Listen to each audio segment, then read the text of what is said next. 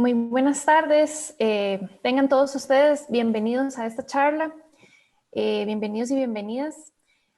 El día de hoy nos acompañan Melania Muñoz y también, por supuesto, Santiago. Esta es una actividad en continuación con varias charlas que hemos tenido este mes en conmemoración del mes de la permacultura, y también estamos celebrando el mes que celebramos el Festival de la Lluvia año con año en la Municipalidad de La Unión. Esta es una actividad que está organizada con varias de las organizaciones que siempre nos acompañan en la Municipalidad de La Unión: la Red Permanezca, Molinos Verdes de Moringa, la Red de Huertos Urbanos de Costa Rica, y nosotros que somos de la Unidad Ambiental de la Municipalidad de La Unión. Les saluda Gloria Muñoz y sin más los dejo con los expositores del día de hoy.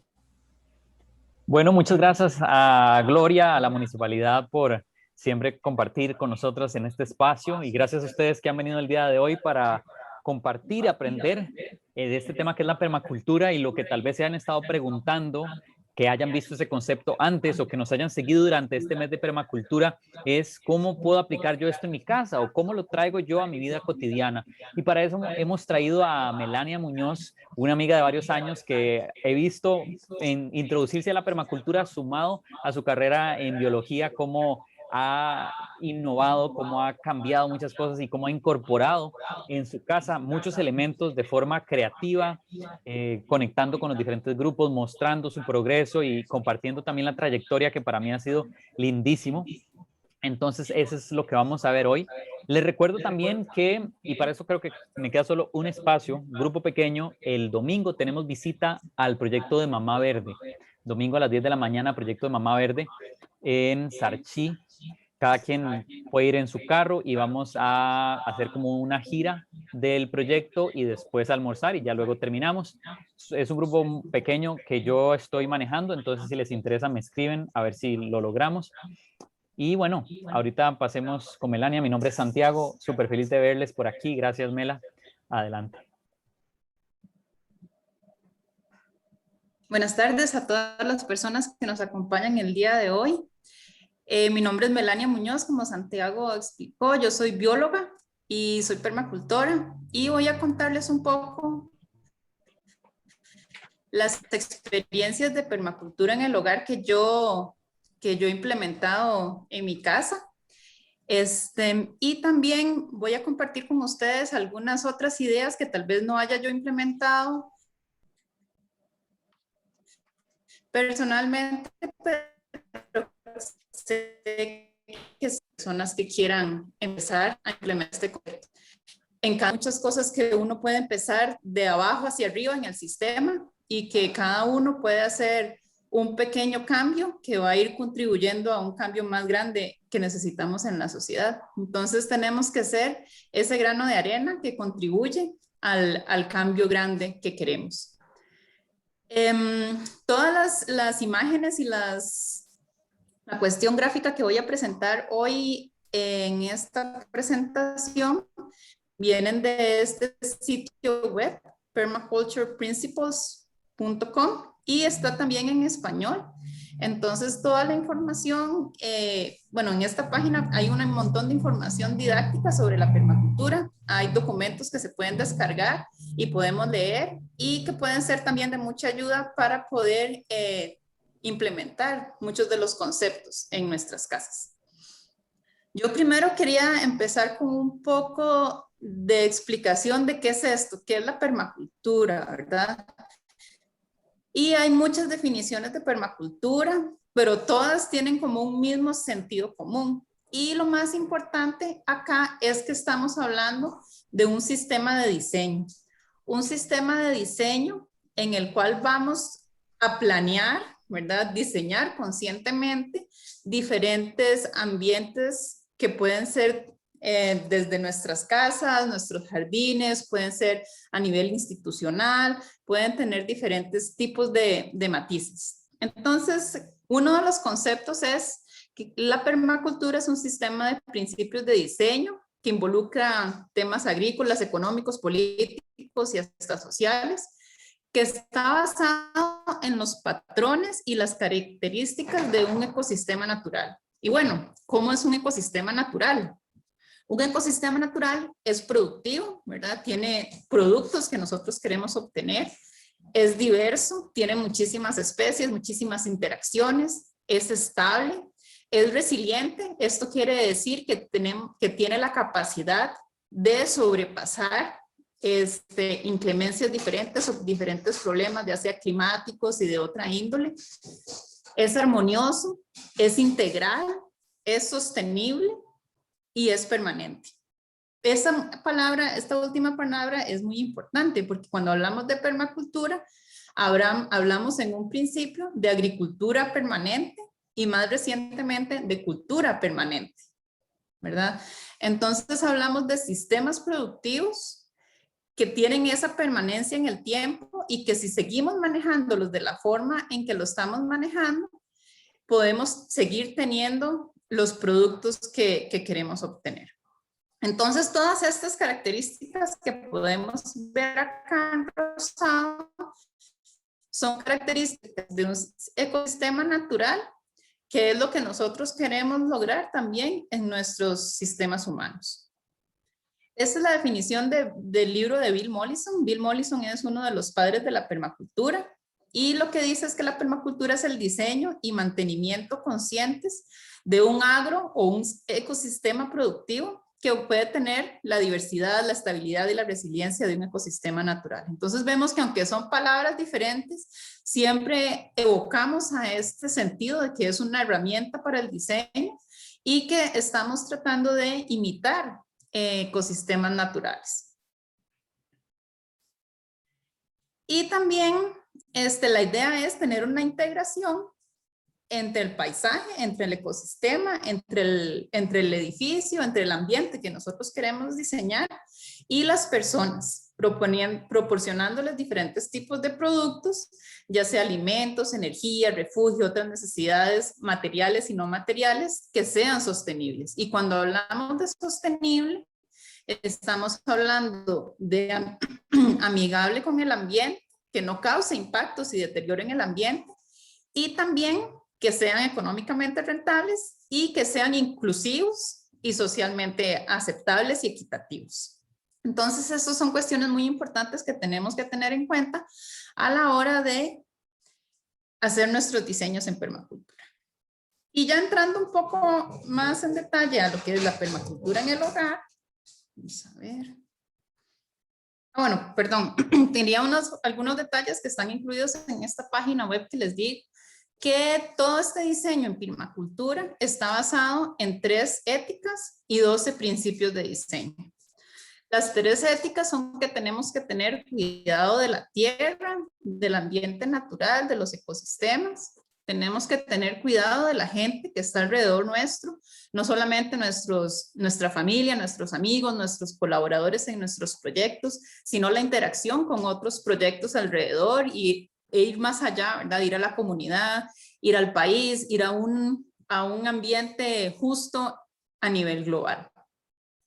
Y después la repartición justa de los productos que obtengamos o de los beneficios que obtengamos con los sistemas de permacultura.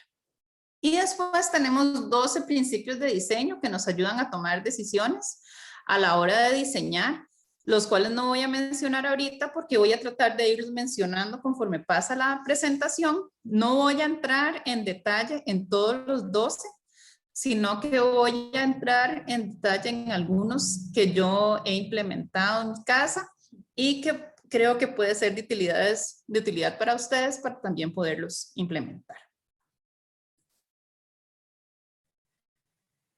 El primer principio de diseño de permacultura es observar e interactuar. Es muy importante. Y a veces nos preguntamos, ¿qué tenemos que observar? ¿A quiénes tenemos que observar? Bueno, la respuesta es todo. Tenemos que observar todo, observar a todos y todas. Es muy importante que nosotros tengamos en cuenta todo lo que está a nuestro alrededor y hay ciertas guías que nos pueden ayudar a definir qué es lo que tenemos que observar. Entonces está la escala de permanencia, que es esta escala que vemos acá, que se trata de hacer las observaciones de una forma sistematizada y sistémica. Y la idea es observar desde cosas que son más fáciles de cambiar, ¿verdad? En esta esquina tenemos lo más fácil de cambiar, en la esquina inferior izquierda, y tiene una permanencia relativa menor en el tiempo. Entonces, por ejemplo, el suelo es algo que nosotros podemos cambiar si empezamos a agregar nutrientes, si empezamos a agregar microorganismos que nos den vida a este suelo. Y si vamos subiendo en la escala de permanencia, cuando llegamos al punto mayor, que es el clima, es lo que más difícil tenemos nosotros para cambiar, ¿verdad? Nosotros no podemos cambiar si en nuestra zona llueve más o llueve menos, o si la temperatura es más alta o más baja en ambientes naturales.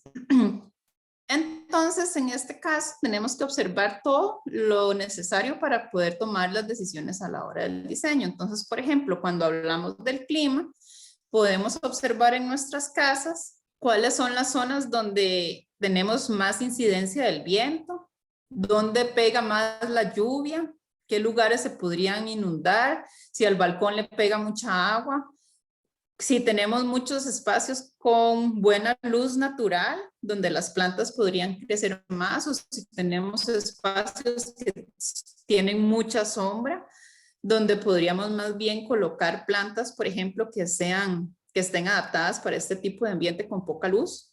Podemos notar también, dependiendo de los patrones de dónde sale el sol, dónde se oculta el sol, las ventanas que tengamos, los obstáculos que hagan sombra. Podemos ver también la temperatura, la humedad relativa del ambiente, y también podemos tener en cuenta que eso tiene que ver un poco más con la topografía, cuál es la altitud sobre el nivel del mar donde se encuentra nuestra casa. Esto es muy importante cuando vamos a tomar las decisiones respecto, por ejemplo, a qué especies de plantas sembrar. En mi caso, yo vivo en las Nubes de Coronado, es un lugar a más de 1800 metros sobre el nivel del mar, muy frío, con poco sol, con mucha lluvia, con mucho viento. Entonces, como en la permacultura tratamos de copiar los patrones de la naturaleza, yo no puedo pensar en diseñar mi jardín pensando en sembrar melones o sembrar sandías, que son frutas que crecen en tierras bajas y cálidas, ¿verdad? Yo tengo que empezar a analizar cuáles son las características del lugar donde yo vivo, y de esta forma yo seleccionar cuáles son las plantas que yo quiero consumir en mi casa, pero que también se den en el clima donde yo vivo. Entonces estamos hablando de plantas comestibles, pero también de plantas ornamentales, por ejemplo, con flores que puedan atraer los polinizadores, plantas que me ayuden a controlar plagas que puedan afectar las plantas que yo quiero consumir, etc. Entonces, son una serie de factores que yo tengo que observar para poder tomar las decisiones, y siempre interactuar con el ambiente, siempre probar. Siempre hay un periodo de prueba y error y seguir observando, probar sembrar unas plantas y ver si a esas plantas les gusta ahí, ver las interacciones, ver si en el lugar donde están posicionadas yo las estoy visitando lo suficiente para poder entenderlas e identificar cuáles factores les podrían estar beneficiando o afectando. Y también, dentro de este principio de observar e interactuar, no solamente están las observaciones que yo hago directamente, que yo hago en mi casa o en mi jardín, sino también yo tengo que investigar. Puedo yo ver, por ejemplo, cuál es la precipitación promedio en mi casa, buscando en diferentes sistemas o bases de datos donde yo pueda tener esa observación. Puedo investigar qué tipos de plantas puedo sembrar. Yo puedo, por ejemplo, caminar y hablar con mis vecinos y preguntarles qué tipos de plantas siembran ellos, ver qué se da bien en la zona, pero también puedo buscar en la literatura qué tipos de plantas puedo yo sembrar en la zona donde yo vivo. Entonces, como les decía, es un ciclo, ¿verdad? Siempre hay que observar, tomar decisiones, diseñar, volver a observar, seguir diseñando, mejorando, haciendo cambios y observar de nuevo. Siempre observar es la clave. Hay que estar siempre poniendo atención a las mejoras o a las cosas que afectan nuestros sistemas. Y es importante primero observar y para después poder diseñar. Este es un ejemplo de un diseño general que hice en la parte frontal de mi casa. Y bueno, es la zona que está más cerca a la cocina Y yo quería poner acá, como estamos hablando de permacultura en el hogar, podemos tener diferentes tipos de objetivos. Muchas veces centramos la permacultura en producción de comida, ¿verdad? Yo quiero producir frutas, hortalizas, tubérculos, pero muchas veces podemos tener diferentes tipos de productos en nuestro hogar que tienen también que ver con permacultura. Por ejemplo, diseñar ambientes donde la familia pueda estar unida. Diseñar ambientes donde puedo compartir y hacer actividades con los diferentes miembros de la familia, con los más pequeños, con los adultos mayores y con diferentes personas con diferentes gustos y diferentes intereses. Entonces, parte de la permacultura en el hogar es cómo crear esos espacios para la convivencia y para la interacción y las buenas relaciones entre los miembros de la familia. Entonces, por ejemplo, en este diseño vemos un área de compartir, que es y un área de siembra, que en esta parte del diseño, de un lugar donde vamos a sembrar lo que tenemos que tener más a la mano, lo que tenemos que visitar más continuamente. Y bueno, un sistema de riego para poder mantener esa siembra. Entonces, después de observar, este es el diseño básico que podemos sacar. Y después de diseñar, bueno, empezar a trabajar. Y una vez que uno empieza a trabajar, también tiene que seguir observando. Observamos que el suelo no está tan bien como lo esperábamos. Observamos que está compacto. Entonces tenemos que empezar a tomar decisiones en el tema de mejora de suelos, ¿verdad? Entonces, en este caso hicimos un sistema para mejora de suelos donde la idea es aflojar el suelo, incorporar materia orgánica, ¿verdad? Aquí lo que estamos haciendo es aprovechar los restos de poda y los restos de corta de zacate, el zacate que levantamos de la parte de arriba lo ponemos en la parte de abajo y todo esto inyecta materia orgánica al suelo que eventualmente las plantas van a poder aprovechar. Se pone una cobertura para poder mantener un sistema húmedo en las plantas y también para prevenir el crecimiento de malas hierbas y eventualmente esta cobertura se va a degradar y también va a brindar nutrientes al suelo. Entonces, después de diseñar y tomar algunas decisiones, siempre que seguimos observando, tenemos un producto final que podemos también apreciar y poner a prueba e ir mejorando. Pues nos dimos cuenta que el viento es muy fuerte, ¿verdad? Nosotros habíamos, dentro de las observaciones, habíamos tomado en cuenta el viento, pero el viento seguía a pesar de todo, a pesar de que la casa tapa un poco el viento, nosotros empezamos a observar que las plantas, algunas estaban quebradas, otras estaban como dañadas, entonces decidimos empezar a hacer ambientes controlados. Estos ambientes controlados son para evitar tal vez problemas del clima que tenemos y darle a las plantas un mejor lugar. Entonces empezamos a hacer un diseño en el cual sería versátil y podemos también cambiarlo, ¿verdad? Podemos abrirlo y cerrarlo dependiendo la época del año, dependiendo, hay épocas más ventosas, menos ventosas, y ese es el resultado que tenemos, ¿verdad? Un ambiente que es flexible. También diseñamos otros ambientes en otros lugares. Este lugar también era muy afectado por el viento. Diseñamos este sistema con sarán que se puede bajar y subir de esta forma y de esta forma controlar un poco el viento. También nos dimos cuenta que, bueno, el sarán puede controlar un poco el viento, pero también limita un poco la entrada de luz. Y en este lugar donde nosotros vivimos, la radiación es bastante baja y las plantas necesitan mucho más luz. También teniendo esta observación, ideamos más bien un sistema en que permitiera pasar más luz y evitara que pasara el viento. Y con este sistema, después de observar, probar, observar y probar, ya obtuvimos mejores resultados en el crecimiento de las plantas que están ahí. Esta es otra parte que diseñamos en el jardín. Diseñamos algunas camas de siembra. También tenemos algunos árboles frutales que sabemos que se pueden dar en la zona y tenemos un pequeño sistema de compostaje que es un agujero en el suelo donde podemos ir compostando las piezas, digamos, más grandes de materia orgánica que no usamos en el compostaje de las lombrices. Entonces, fue el mismo proceso. observar, diseñar y después implementar. Entonces aquí es donde estamos haciendo también las mejoras del suelo y este es uno de los resultados que hemos tenido con la implementación del diseño. Entonces acordémonos siempre de esto, permacultura igual diseño de sistemas permanentes basados en los ecosistemas naturales. Esas son otras partes que hemos diseñado. En este lugar nos dimos cuenta que teníamos las plantas, pero no teníamos un lugar adecuado para caminar y movilizarnos. Entonces diseñamos un pequeño sección de bloquecitos para que sea más fácil la movilización de nosotros, ¿verdad? La interacción del humano con las plantas.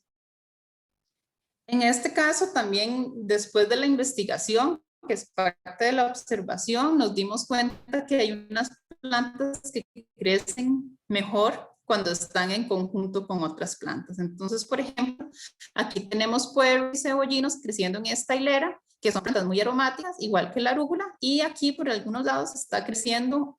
Entonces, el tomate es muy sensible a diferentes tipos de plagas y por eso nosotros sembramos alrededor del tomate especies con olores muy fuertes que puedan alejar esos insectos. Entonces también eso es parte de la observación y la investigación que uno hace para poder diseñar estos sistemas.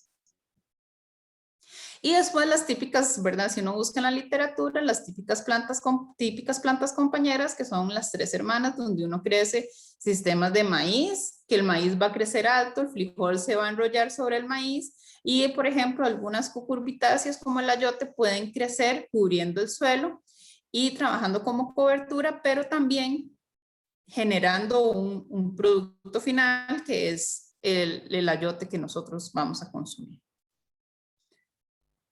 Después pasamos al principio número 2, que es capturar y guardar energía. Esto es muy importante, desarrollar sistemas que recolectan recursos cuando son muy abundantes y después los podemos utilizar cuando ya no es la temporada, por decirlo así. Cuando nosotros pensamos en energía como seres humanos, muchas veces pensamos en electricidad, pensamos en el sol, pensamos en el viento y en el agua como fuentes de energía renovable para producir electricidad. Pero también tenemos que pensar en la energía que usan nuestros sistemas. Por ejemplo, las plantas. ¿Qué energía usan las plantas para poder crecer? Entonces ahí es donde nosotros tenemos que empezar a pensar cuáles sistemas de energía vamos nosotros a tener en nuestras casas para poder seguir manteniendo la producción de alimentos, por ejemplo.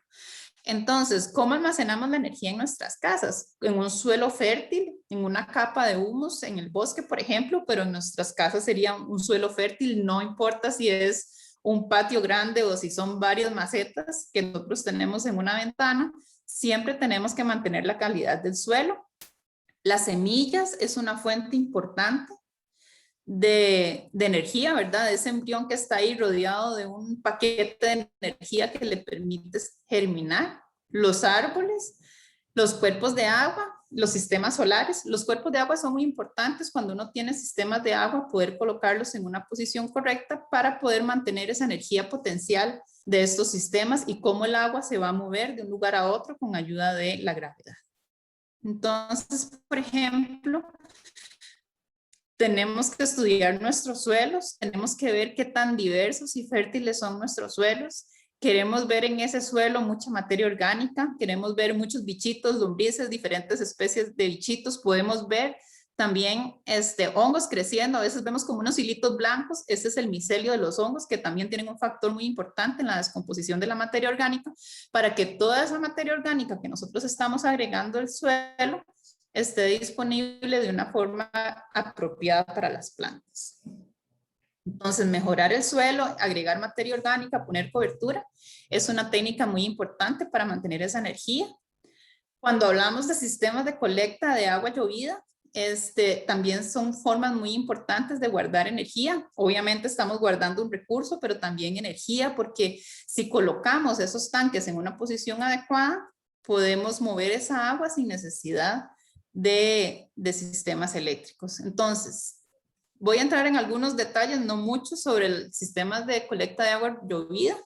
El tanque tiene que ser un tanque adecuado porque si no tenemos un tanque que sea oscuro, nos van a empezar a crecer algas y otros microorganismos dentro del tanque. Entonces necesitamos un tanque oscuro especial para almacenar agua. Necesitamos tener algunos filtros tanto a la entrada del tanque o en las canoas donde va a bajar esa agua para que no caiga mucha materia orgánica dentro del tanque, dentro del agua que estamos almacenando.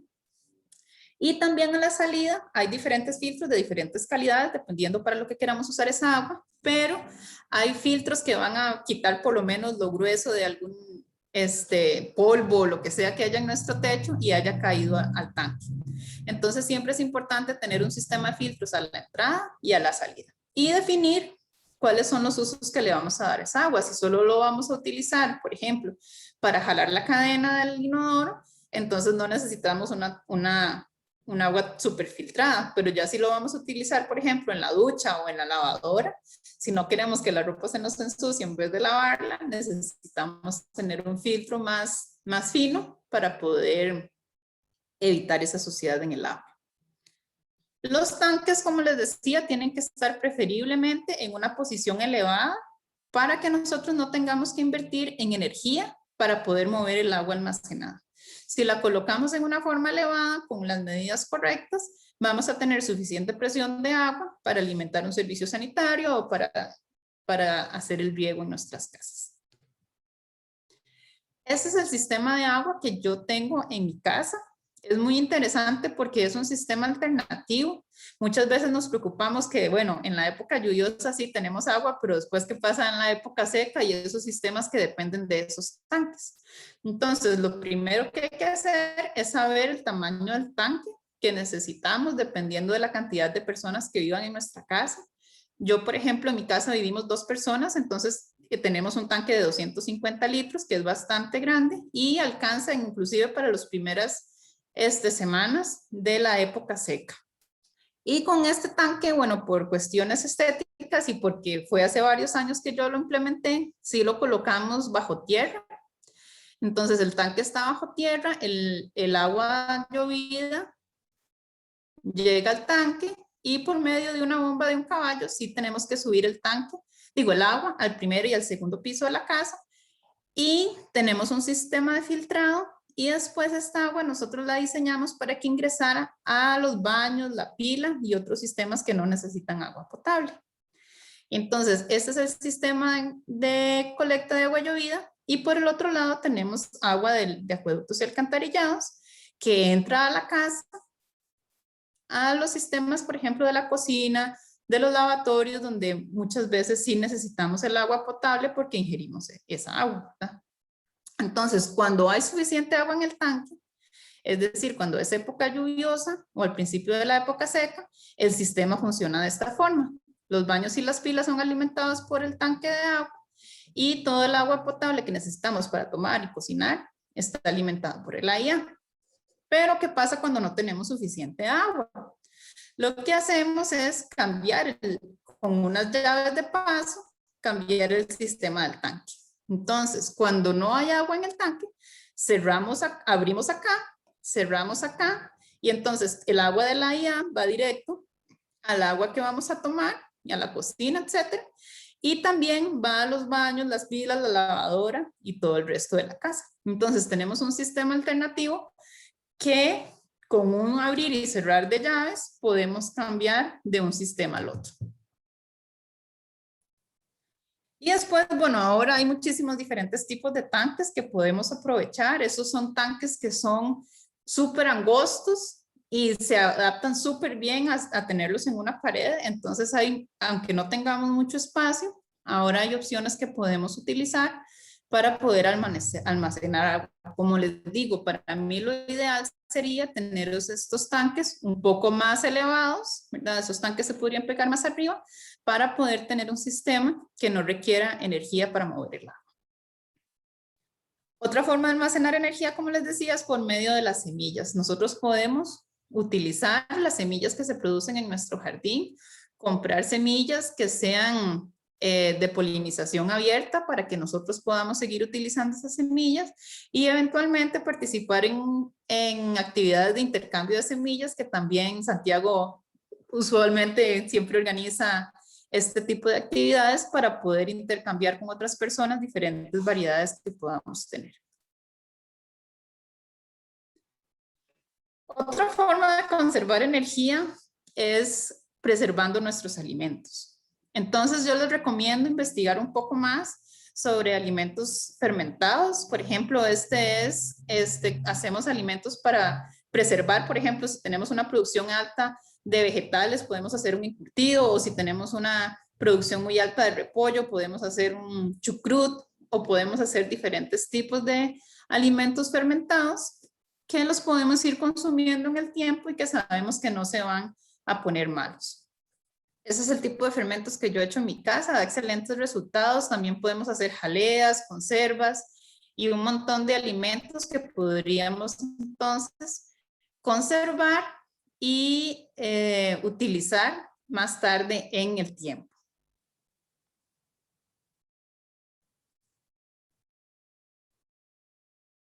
Después, el principio número 3 es obviamente obtener un rendimiento. Si nosotros trabajamos en un proyecto, es muy importante tener objetivos claros primero. ¿Qué es lo que yo quiero obtener con mi diseño en permacultura? Quiero obtener frutas, quiero obtener vegetales, tubérculos. Plantearme esos objetivos dependiendo de las características y los recursos que yo tenga a disponibilidad. Esto es muy importante. O, por ejemplo, hablamos de que la permacultura no es solo producir alimentos, no es relacionado solamente con la agricultura, pero queremos tener un ambiente familiar con más opciones de compartir, con más lugares donde la gente se pueda reunir, con más actividades para niños y adultos que estén relacionadas con aprender estos temas, por ejemplo. Entonces esos son nuestros objetivos, ¿verdad? No solamente producir alimentos, sino crear diferentes tipos de espacios y diferentes tipos de interacciones en nuestras casas y en nuestras familias.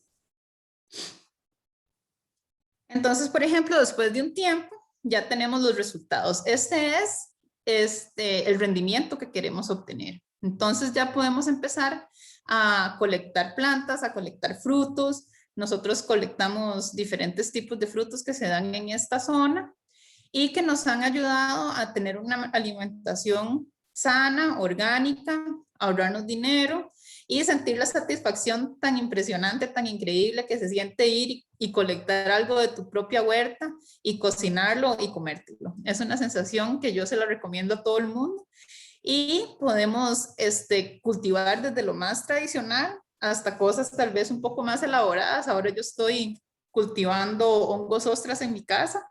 No es un proceso complejo, se puede fácilmente comprar el micelio en diferentes zonas y se puede aprender a generar los propios hongos. Entonces son procesos muy interesantes que, bueno, también estas épocas de pandemia nos han permitido tener oportunidades de aprendizaje en línea y poder implementar este tipo de cosas en nuestras casas. Y como les decía, el ambiente, ¿verdad? Si nosotros queremos generar espacios para compartir y queremos unión familiar, queremos momentos de paz y tranquilidad, queremos que nuestros niños aprendan cosas, los adolescentes que se relacionen más con el ambiente y que se relacionen más con la naturaleza, con de dónde vienen nuestros alimentos, esos son los objetivos que tenemos que tener y diseñar con base a esos objetivos, esos espacios y esas actividades.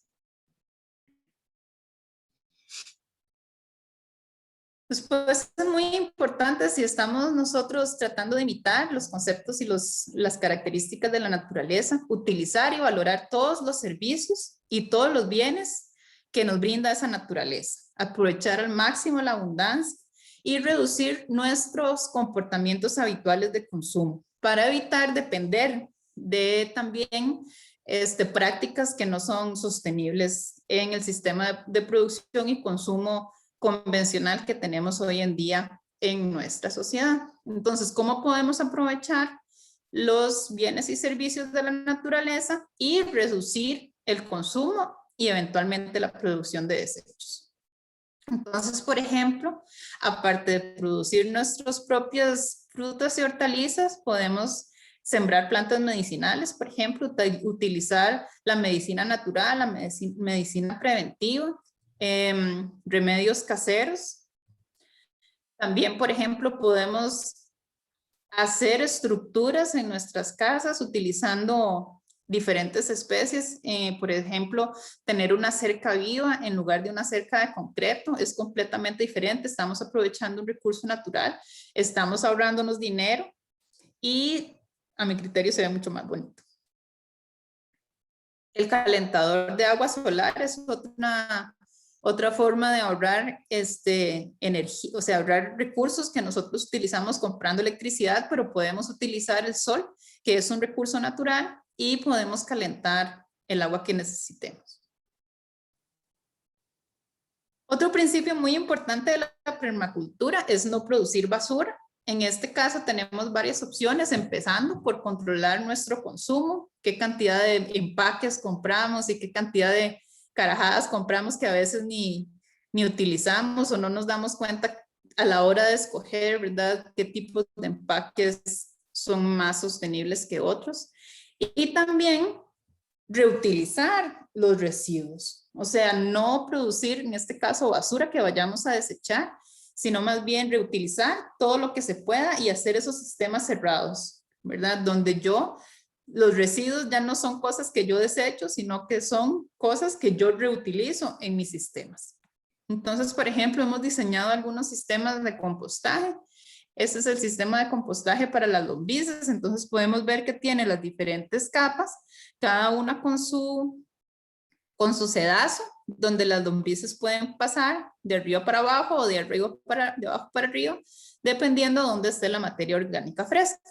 Entonces las apilamos y las podemos mantener en un lugar fresco, donde no les pega el sol directo ni les caiga la lluvia. Se pueden hacer sistemas más grandes, más pequeños, dependiendo del espacio que tengamos. Y podemos aprovechar de esta forma todos los residuos orgánicos de nuestra cocina. No botar, digamos, todo lo que sobra de las podas, de las cortes de zacate. Antes yo me acuerdo en mi casa también, uno mandaba a podar el jardín o cortaba el zacate y son esas bolsas de zacate, bolsas de basura llenas de zacate que se tiran afuera y se los lleva el camión de la basura y toda esa materia orgánica se desperdicia. Entonces, ¿qué hacemos? Utilizar todas esas podas para poner cobertura, lo que les explicaba al principio, ¿verdad? Poner cobertura para mantener un poco la humedad, evitar que crezca la mala hierba y eventualmente esa cobertura se descompone e incorpora materia orgánica al suelo que podemos utilizar, bueno, que las plantas pueden utilizar como alimento. Entonces, no botemos todas esas podas y todas esas cortes de zacate. Este es un caso muy interesante que yo estuve investigando en el pasado, el baño seco perruno, porque yo tengo 2 perros y son 2 perros grandes. Entonces, uno de los grandes problemas que yo tenía en mi cabeza antes es utilizar bolsas de basura, por ejemplo, bolsas plásticas, para recoger las cacas de los perros y después eso se iba al basurero, ¿verdad? Y entonces generaba malos olores y generaba una gran cantidad de pequeñas bolsas de plástico de cada día que uno recolecta esas cacas de perro. Entonces, tratando de imitar un poco el sistema de baños secos para los humanos, yo compré estos 2 recipientes con 2 cuidados muy importantes. El tipo de tapa, que no sea de esas tapas que se balancean, sino que sea estas tapas que cubren las orillas para que no se meta el agua y que yo pueda levantar fácilmente la tapa. Y bueno, obviamente el tamaño va a depender del cuántos perros tenga uno y qué tan grande sea el perro y qué tan grande sea la caca del perro, ¿verdad? Para poder hacer estas colectas. Y muy importante, colocar la fecha de cuándo, para poder nosotros empezar a tomar datos, ¿verdad? Parte de la observación, colocar la fecha de cuándo se empezó a llenar el recipiente, cuándo se llenó. La idea es primero llenar uno y después, mientras empezamos a llenar el otro, el primero se va compostando. Entonces, cuando terminamos de llenar el segundo, el primero está compostado y ya lo podemos utilizar como compost, al igual que el baño seco humano, en árboles frutales y en otro tipo de ornamentales, no, tal vez no directamente en nuestras lechugas y nuestra arúgula, pero sí en este otro tipo de árboles ornamentales donde esto pueda servir de nutrientes. Entonces, ¿qué es lo que se hace? Se incorporan las heces de los perros. Yo les tengo aquí, estos son microorganismos de montaña que yo preparo en mi casa. Y se agregan los microorganismos de montaña para poder acelerar el proceso de descomposición y se cubre con acerrín. Entonces se van haciendo capas, ¿verdad? Heces, microorganismos, acerrín, cada vez que echo heces, microorganismos y acerrín, para que se vaya degradando esa materia y al final poder obtener un compost. Y la verdad es que no tiene olores, no tiene ningún inconveniente, el único punto que hay que tener es que esté en un lugar donde no le caiga la lluvia. Y ese sistema se va compostando y ha funcionado súper bien en la casa. Ahí pueden ver, el sistema es completamente seco. Ese todavía está en proceso de descomposición. Todavía no está listo, pero el sistema es completamente seco y no tiene ningún tipo de olor ni tiene ningún tipo de lixiviado.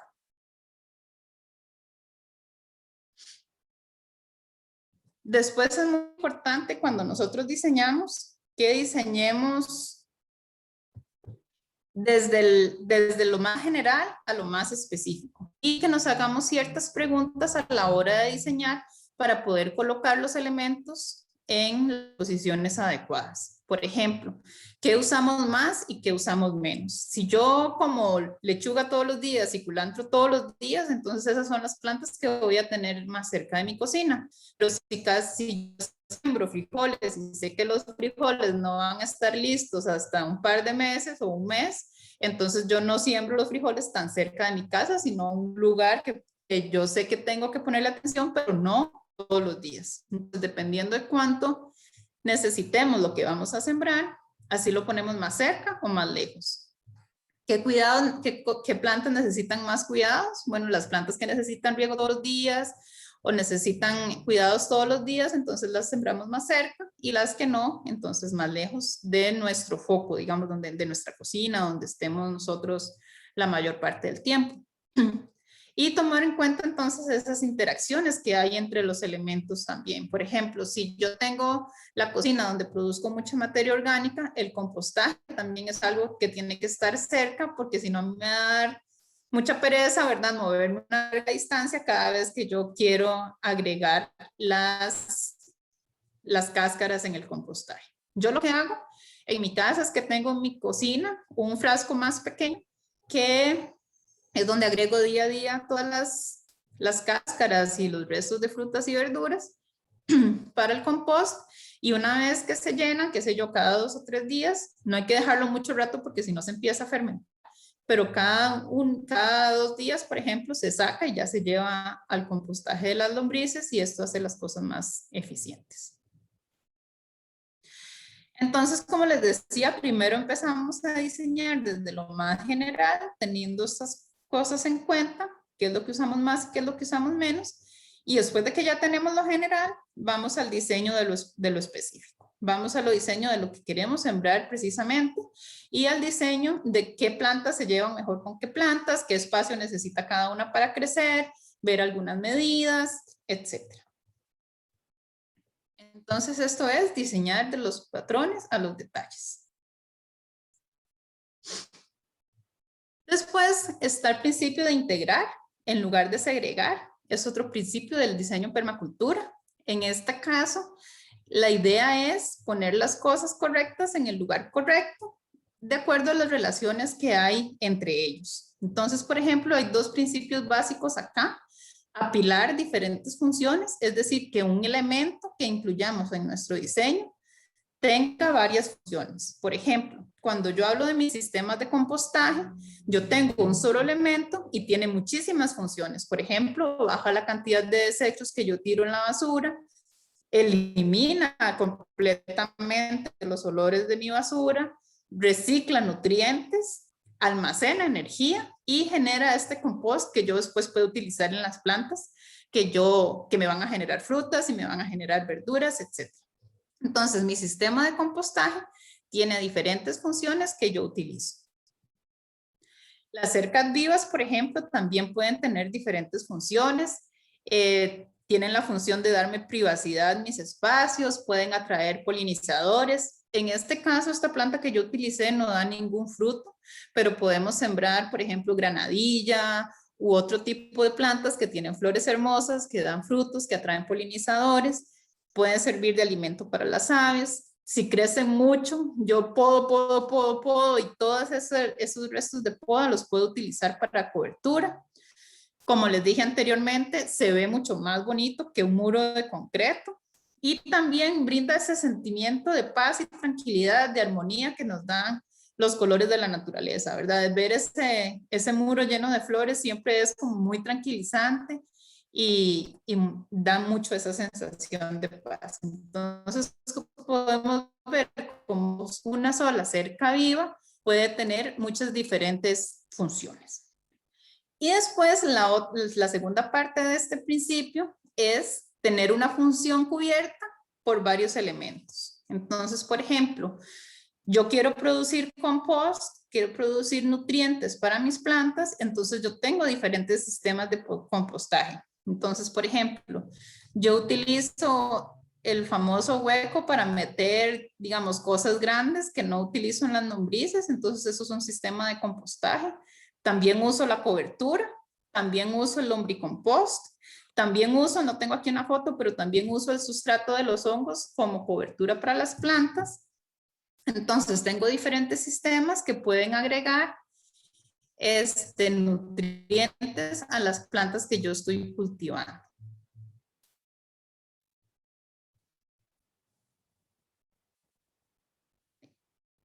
Y bueno, integrar también significa integrar con otros actores de la comunidad, ¿verdad? Hablar con los vecinos, ver qué están sembrando ellos, ver si se puede hacer intercambio de semillas, ver si se puede hacer intercambio de frutas o verduras que yo tenga en sobreproducción en algún momento, intercambiar también conocimientos, si hacemos alimentos fermentados o si hacemos conservas o si los otros vecinos venden algún producto que ellos hacen en sus casas, tratar de apoyar la economía local. Todo esto es también parte de la permacultura en el hogar.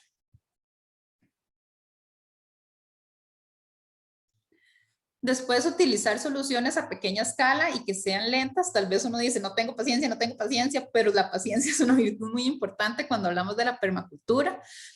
Estas soluciones pueden ser a pequeña escala y más lentas que las soluciones convencionales, pero son mucho más efectivas, son más fáciles de mantener, tienen un mejor uso de los recursos y produce resultados más sostenibles. Recuerden, sostenibles igual, amigables con el ambiente, que tengan un equilibrio económico y que también promuevan la equidad social.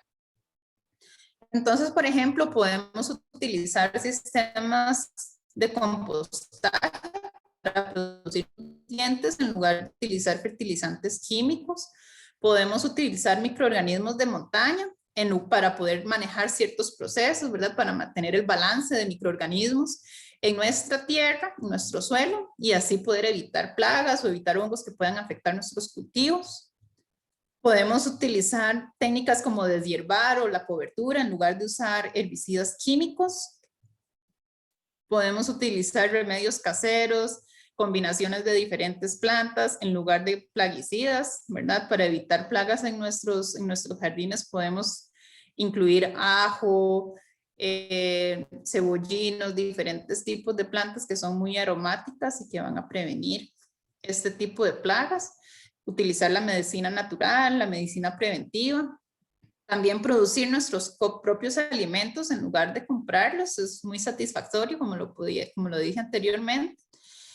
Ahora he incursionado un poco más, por ejemplo, en hacer mi propia masa madre para producir pan. Ha sido un proceso muy interesante, un proceso que requiere un poco de paciencia, pero al final igual es una solución lenta, pero es una solución con muchos beneficios, como producir un pan casero, que es muchísimo más fácil de digerir porque tiene cierta fermentación asociada. Entonces uno puede producir en su propia cocina panes de muy buena calidad, de diferentes tipos, y entonces aquí nos evitamos comprar cosas con preservantes, con con mucha azúcar saturada, bueno, mucho azúcar refinado, con grasas saturadas, con envolturas y envolturas y envolturas que generan basura y basura y basura. Después, usar y valorar la diversidad es muy importante porque recuerden que lo que queremos es tener sistemas que sean estables, resilientes y productivos como los ecosistemas naturales. Entonces, necesitamos una gran diversidad en nuestro suelo, con lombrices, microorganismos y muchos tipos de bichitos para poder reciclar los nutrientes. Y tenemos que tener queremos tener una producción lo más diversa posible. ¿Por qué? Porque no se puede producir todo el año. Entonces, tal vez hay frutas que son de época lluviosa, frutas que son más de época seca. Si tenemos diversidad, podemos tener producción todo el año de diferentes tipos de cultivos. Y bueno, para terminar, solo quería mencionarles un principio adicional que nosotros nos inventamos en mi casa, que es el de contemplar y agradecer. Todo toma tiempo, pero hay que saber observar, relajarse, disfrutar los frutos que obtenemos de nuestros proyectos de permacultura, compartirlos con los demás, tomar nuestro tiempo para enseñárselos a los demás podrían interesarse eventualmente en poder copiar algunas de los sistemas y de esta forma agregamos todavía más granitos de arena al cambio que queremos generar. Entonces, sentarse después de toda una tarde de paliada o después de toda una tarde de sembrada, relajarse, sentarse, observar, agradecer, es una parte muy importante, pienso yo, de todos estos procesos de permacultura. Y bueno, con esto llego yo al final de la presentación. Espero que les haya parecido interesante, que tal vez hayan algunos sistemas que a ustedes les gustaría implementar en sus casas. Como les digo, no es necesario tener un patio gigante. Uno puede empezar con diseños, utilizando la luz que entra por la ventana, utilizando macetas, sí, haciendo como sistemas de reciclaje pequeños, todo de acuerdo a los recursos que nosotros tengamos y los espacios que nosotros tengamos. Todo es cuestión de ser creativo y de poner las manos en la masa. No sé, Santi, bueno, te cedo la palabra para saber si tal vez hay algunas preguntas o si hay dudas de algún tipo. Voy a dejar aquí de compartir la pantalla. Eso mismo. Pues Mela, la verdad yo estoy súper emocionado. Ay, que se me hizo mi cámara, ahora sí.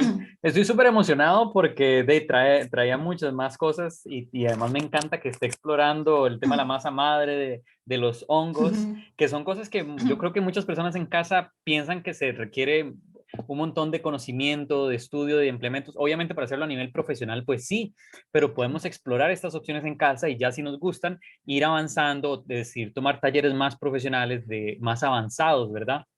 Pero sí me sorprendió positivamente y me alegra un montón. La gente en el chat súper feliz, agradeciendo, muy contentos con su estilo de presentación, aparte de la información súper útil que les está compartiendo. Y algunas de las preguntas que habían que yo respondí, pero sería buenísimo tener su punto de vista también es, por ejemplo, las cacas para el compost de los perros, ¿cuánto recomienda usted mantenerlas antes de usarlas en el jardín? Ok, yo pienso que esto podría variar un poco, ¿verdad? Podría variar un poco dependiendo, obviamente, de la cantidad de cacas y también si el lugar es más frío, más caliente. Si los lugares son más fríos, la descomposición es un poco más lenta. Yo estoy hasta este año empezando a experimentar con este sistema de compostaje, les soy honesta, pero yo pienso el primero que utilizamos, digamos, el primer cajón que utilizamos tenía como unos 3 o 4 meses. Pero yo pienso que es cuestión de observar, ¿verdad? Siempre observar. Una vez que, por ejemplo, ya se llenó el primer recipiente y empezamos a llenar el otro, cuando ya se llena el segundo, podemos agarrar una pala, ¿verdad? Revolver un poco, ver si la materia orgánica está deshecha. Y si ya la vemos que está lista, entonces la podríamos empezar a utilizar. Entonces también es un poco de observación y prueba y error, ¿verdad? A veces tal vez dependiendo la gente echa más o menos acerrín o echa microorganismos de montaña o no los agrega, entonces esto podría variar un poco los tiempos, pero unos cuantos meses es lo recomendable y observar siempre, digamos, si yo empiezo a revolver y veo que todavía hay cacas enteras o así, entonces hay que darle un poco más de tiempo. Ok, a ver si me recuerdo de las otras preguntas por aquí.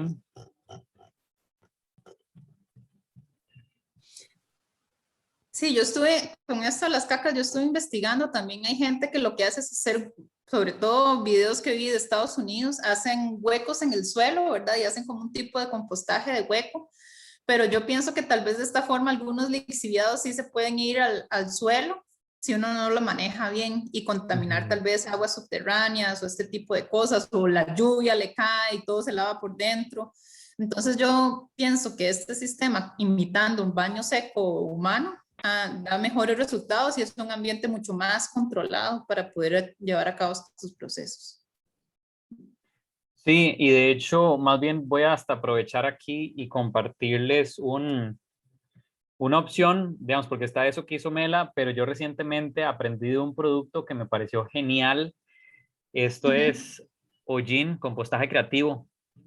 Entonces, tienen varios estilos, porque tienen estos que son, ven, aquí está, todavía les quedan un poquito este que es edición especial, estos celestes, y básicamente son como dos cajones y uno igual lo va llenando con acerrín, como que ellos lo tienen un poco inoculado, y además hay otro como un microorganismo de montaña, y la otra versión que tienen es en cerámica, que me pareció lindísimo. Este de cerámica me parece que es así, decorativo, y están a muy buen precio, además, como digo, de madera y de cerámica. Entonces lo encontré hace poco y lo estoy como probando y me ha salido súper bien. No hay olores, no hay moscas, no hay nada y está facilísimo. En caso que no quieran hacer el hueco, que no quieran hacerlo con plástico, esta es una opción que les recomiendo un montón. Voy a ponerlo aquí en el chat para que lo puedan copiar. Pero como ponía en el chat, yo también estoy de acuerdo con Mela, es estar observando y lo que yo decía, entre más frío, más tiempo, entre más caliente, menos tiempo. Y yo entre 3 y 6 meses me ha ido bien y ya llevo como 5 años usando un baño seco. La otra pregunta que tenían era sobre las semillas. Decían que si recomienda congelar semillas para conservarlas o cuál sería la mejor forma. Bueno, tal vez no congelarlas. En los bancos de semillas alrededor del mundo mantienen semillas en frío y hay algunas que sí se mantienen criopreservadas, pero ellos sí realizan más pruebas de viabilidad de las semillas cada cierto tiempo, pruebas específicas. Se puede hacer, pero yo pienso que para nivel casa, ¿verdad? Lo importante es mantenerlos en un lugar que sea frío. Hay sistemas, por ejemplo, si uno echa un algodón con alcohol, con mucho cuidado, encendido y cierra el frasco, eso consume todo el oxígeno que hay dentro del recipiente y evita, por ejemplo, que crezcan insectos o hongos u otro tipo de cosas en el frasco donde estoy guardando la semilla. Podemos buscar diferentes opciones que sean como más adaptadas a la escala de la casa, ¿verdad? Pero yo pienso que si por ejemplo, si viven en Guanacaste, un lugar súper caliente, yo sí recomendaría tenerlas en la refri, en tal vez bolsas de papel o así, pero yo que vivo en un lugar bastante frío y bastante alto, yo las tengo a temperatura ambiente, que en mi casa es temperatura ambiente es bastante frío, pero sí teniendo ese cuidado de que no les entre la humedad y que no les entren bichos ni hongos, ¿verdad? Entonces sí, tenerlos bien, bien cerrados y tratar de hacer este tratamiento para sacar el oxígeno y la humedad. En la foto que yo los enseñé pueden ver los paquetes y tiene arroz. Precisamente uno de los detalles más importantes del lugar donde yo vivo es que la humedad es súper alta. Entonces yo por eso hago el toque del oxígeno, también le echo arroz porque ustedes saben que el arroz absorbe la humedad y esto evita que la humedad se vaya hacia las otras semillas. Sí, coincido con Mela y lo ponía en el chat, tal vez congelarlo no sea necesario y no todas las plantas lo soporten. Y lo que hacemos desde la red de huertos urbanos es tratar de mantener bancos vivos, ¿verdad? Cuando vayan a intercambios no se lleven todas esas semillas y de una vez pensando guardarlas, más bien la idea es sembrarlas y compartirlas. A mí me ha pasado que yo he perdido varias plantas ya porque la lluvia, los hongos o me fui en un viaje, lo que sea. Y por dicha, yo me recuerdo a quién les he compartido y cada vez en la red vamos como haciendo una onda expansiva de gente que tiene estas plantas y que además tal vez hasta mejor pegadas porque el clima, el lugar, la tierra les fue mejor, pero el banco vivo es la mejor forma de preservar las semillas y compartirlas, obviamente. Voy a ver bueno, si me la tuviera más comentarios, pero si no, a ver si alguien abre micrófonos, si tuvieran preguntas que quieran hacer de manera así en vivo y a todo color. Vamos a dar un chance, un par más, y si no, vamos al cierre.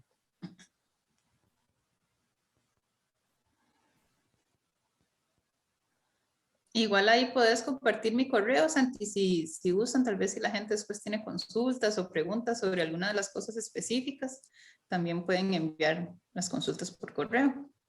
O eventualmente, digamos, si tienen algunas ideas y uno dice, sí, ya sé cómo hacerlo, se van a la casa y dicen, bueno, ¿y ahora cómo era? Entonces igual uno puede refrescar los conocimientos y si quieren pueden enviar consultas. Yo quería aprovechar, Melania, agradecerte la exposición, está súper excelente, buenísima, y yo creo que la gente sintió lo mismo. Bueno, ahí se vio en el chat las felicitaciones hacia vos. Nos va a ayudar un montón, la vamos a compartir bastante. Es de las charlas, del tipo de charlas que realmente queremos promover a nivel de acciones concretas, sencillas que podamos hacer en la casa. Entonces, de verdad, agradecerte mucho tu presentación. Con mucho gusto y como les digo, ahí está, es algo muy importante también de la permacultura, ¿verdad? Integrar con la gente, integrar con la comunidad, compartir. Uno hace preguntas, yo llamo a Santiago y le pregunto cosas, Santiago me llama y compartimos información, compartimos documentos, compartimos fotos, ¿verdad? El compartir es una parte muy importante, es integrar a la gente, integrar a la comunidad, crecer todos juntos, es parte súper importante de la permacultura. Y me parece que promoverlo es una de las cosas más valiosas que podemos hacer. Genial, pues les puse el correo de Mela aquí en el chat por si quieren escribirle con alguna duda, compartir sus experiencias u otras ideas alternativas que tal vez ella quiera implementar. Igual les recordamos que estamos desde la red de huertos urbanos, Red Permanezca. La Municipalidad de La Unión tiene en el canal de YouTube guardado todas las charlas, un montón de charlas que han estado compartiendo, igual en el canal de YouTube de Molinos Verdes de Moringa. Mela, no sé si tiene alguna última línea que quiera compartir. No, más bien muchas gracias a todos y todas por dedicar este espacio a aprender cosas nuevas y porque ojalá que puedan de aquí sacar nuevas ideas y implementarlas, ¿verdad? Porque eso es lo más importante, intentarlo, no pensar, no, eso se ve muy complicado, no, eso se ve muy estructurado, no, eso se ve muy difícil, sino echarse al agua, intentar las cosas y cambiar, a implementar cosas nuevas.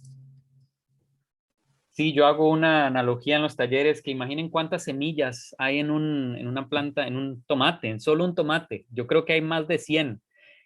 Y cada una de esas semillas podría producir una planta, que a su vez tendría 7, 8, 10, 15 tomates, cada uno de ellos con 100 semillas. Entonces, de una sola semilla podemos sacar tal vez hasta 700 semillas. Y ahorita yo veía un poco aquí las imágenes en la vista de galería.